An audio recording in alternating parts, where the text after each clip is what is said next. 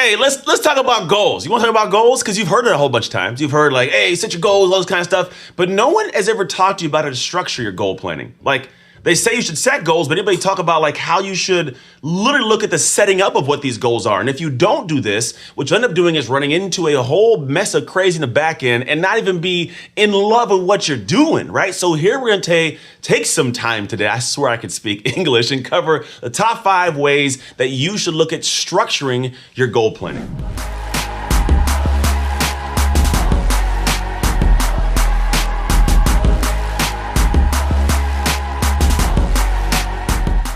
So number 1 is you should evaluate your strategies and find the strengths and weaknesses you have.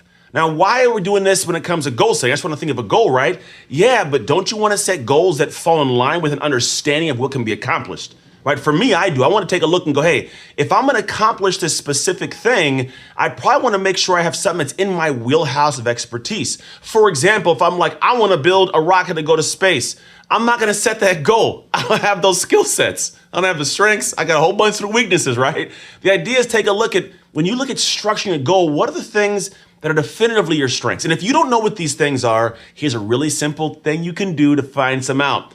Text your friends and family. Hey, if I were to let you extract a couple things from my life to plug into yours to help your life be better, what would those be?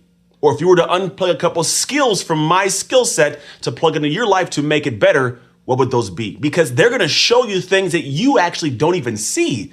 And then you can go, oh, wow, I didn't know I do that so well. Maybe I can use that when planning my goals to go forward. Because here's the cool thing.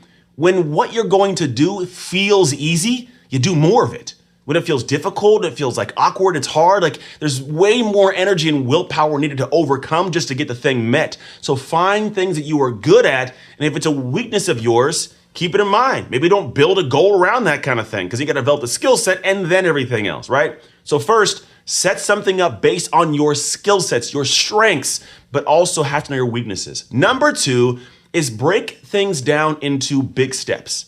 Because I don't think we do this a lot. I think we all have ideas of like, I'm going to do this thing. I'm going to start a podcast next Friday. And then Friday shows up and you're like, I got to do all of that? I just want to eat a chai latte, man. Can I drink that and like chill out? And then what you do is nothing. You do nothing all day. You spend your day hanging around, putzing around, clicking buttons, doing, you know what I'm talking about. It's happened to you. But what I found is if I spend time when goal planning and I sit back and go, how many hours might this take? Or actually, what are the steps, the big steps on the path to getting this completed? How many hours will each piece take? Well, now what I have is a clear plan. I know what must be done, how to get it accomplished, if it's within my strengths, if it might be a weakness, I know where it sits. And so now I can plan properly because I broke things down into steps that must be followed to get it accomplished. If you do not do this, you're gonna run into a wall and get overwhelmed by what you find and feel less than, and you press it off because the pain of experiencing it or thinking about it, it's too heavy. Then we go to number 3. Once you got all the stuff in place, clear the clutter.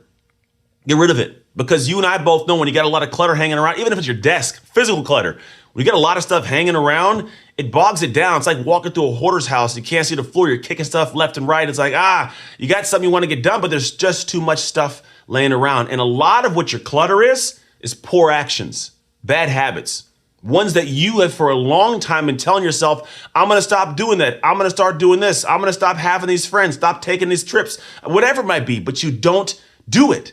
So what happens is you have a new goal, which is this new goal, but you're putting this new goal on top of crappy habits, crappy actions. So why would you be able to accomplish it? Odds are you won't. And what you have to do is clear out some of the poor actions, infuse new ones. Will it be easy? No, but it's part of the process. Anything you want that's worthwhile, it's not going to be all that easy, but it's going to be worth it. So part of it's clearing the clutter of crappy actions you have so you don't have to deal with the mess you walk around with. Then we get to number 4. I got a plan. I got the clutter cleared. It's all ready to rock and roll. I know my strengths. Now, take unconfident action. Yes, you are not going to want to do that thing. You know why? It feels out of character. It ain't who you are to do it. But here's the thing. The character that has that does that. And that's the way you're trying to level up to. You're not trying to level up and have something. You want to be the person that has something. Because if it was who you are to have it, you'd already have that thing. So the action you're gonna have to take to accomplish, to achieve, to attain it, it's gonna be outside the normal box of what you're already doing. You're going to feel uncomfortable. You will not have a whole bunch of confidence while doing it, but that's how you develop it. I used to be horrible at football years and years ago, and I leaned in and did things that made me feel awkward and weird, but it was what great football players do. And in doing it enough, you start creating this confidence for yourself, you start getting a skill set around it, and you start to have more competence, which creates more confidence. It's an amazing cycle. Once you have this kind of flow, you've been taking unconfident action, you start getting some more results. Yes, some failures, but more positive, more results, more outcomes, get a little more confidence. You go, oh, this feels good. And it leads us to number 5. What most people do when trying to accomplish a goal is they approach it the wrong way. They spend their day in love with the destination. So what it does, I'm moving towards it, I'm always measuring how far I am not, how far away I am. I still got to get there, haven't got there. This sucks. And the energy you bring to the day because of the feeling, it tears you up.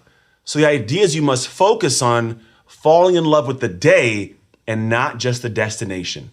How do you love the getting up in the morning, the making your breakfast, the getting the workout, the checking your emails, the having the phone calls, those minute pieces? How do you fall in love with those? Making sure those things are leading towards your goal destination. But if you can love the day, then you'll show up to the day and enjoy it because you will spend vastly more time climbing the mountain than at the peak. And if you hate the climb, the peak ain't that pretty. So find a way to love every single day, and you'll find that as you progress towards your goals that you've planned and went through, you're gonna love it not only on the journey, but also when you arrive. That's it. Those are your top 5 ways that you should structure your goal planning.